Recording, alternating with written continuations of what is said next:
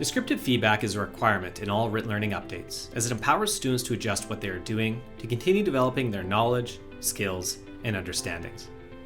Letter grades and percentages highlight where students are in their performance in relation to learning standards, but descriptive feedback is what truly helps families understand where their children are in their learning, what their next steps are, and how we can work together to best support their children in their continued growth.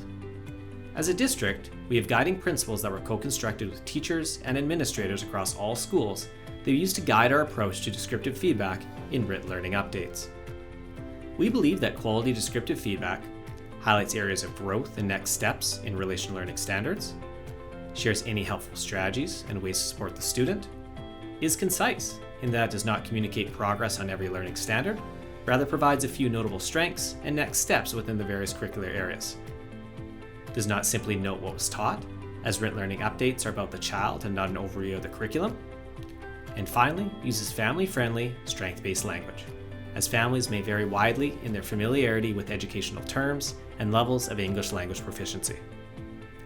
Let's take a look at an example of descriptive feedback within a written learning update for a student in Science 10, and how it embodies the criteria for quality descriptive feedback.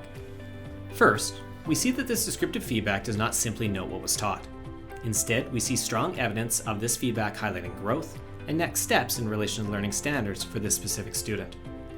For example, it highlights that the student has grown in their questioning and investigating throughout lab experiments in potential and kinetic energy and energy change during chemical reactions.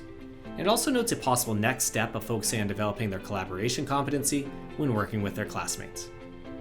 Additionally, we see evidence of various strategies and ways to support the student. For example, the feedback notes that the student would benefit from continuing to develop their organizational skills, as their practice work is often rushed and incomplete. Another criteria item that is well represented in this descriptive feedback is that it has lots of family-friendly, strength-based language. For example, the teacher uses more common terminology such as questioning instead of saying, for example, formulating multiple hypotheses, and terms like chemical reactions instead of saying exothermic and endothermic reactions, which are terms that many parents would not be familiar with. And finally, the overall descriptive feedback is concise. It keeps the comments to a few sentences and to the point, and hones in on just a few key areas of growth and next steps for the student. A less is more, family-friendly approach like this helps us in making written learning updates efficient and effective for teachers, parents, and students.